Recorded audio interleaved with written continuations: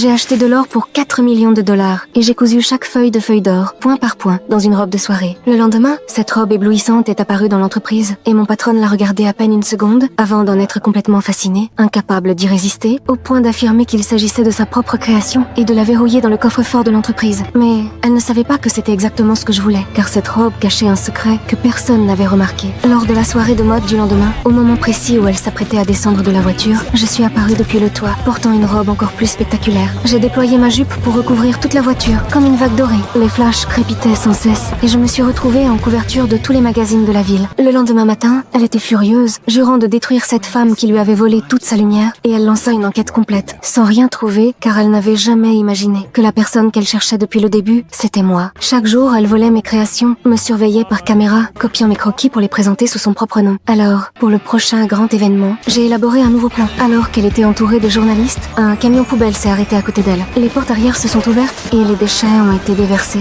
tandis que je suis sortie de ce tas d'ordures. Les flashs ont explosé comme des éclairs et les déchets se sont déployés dans les airs pour former une robe de 20 mètres de long. Je n'ai pas pu m'empêcher de rire. Toutes les caméras étaient braquées sur moi et la prétendue star de la soirée a instantanément perdu toute sa lumière. Le lendemain matin, les ventes de l'entreprise ont chuté de 90%. Elle a voulu me faire envoyer en prison, mais son avocat lui a dit que je n'avais enfreint aucune loi et que le tribunal était impuissant. Malgré cela, elle s'accrochait encore à son dernier espoir, son défilé annuel de mode préparé depuis 10 ans, sa dernière chance de reprendre sa réputation et la robe dorée. Mais le coffre-fort refusait de s'ouvrir. Des milliers d'invités attendaient déjà. Elle paniqua complètement et ordonna de forcer la porte immédiatement. Au moment où la porte fut enfin brisée, une tempête de mythes s'en échappa violemment, battant des ailes et engloutissant tout sur son passage. Mon plan avait réussi et tout ce qui lui appartenait prit fin à cet instant.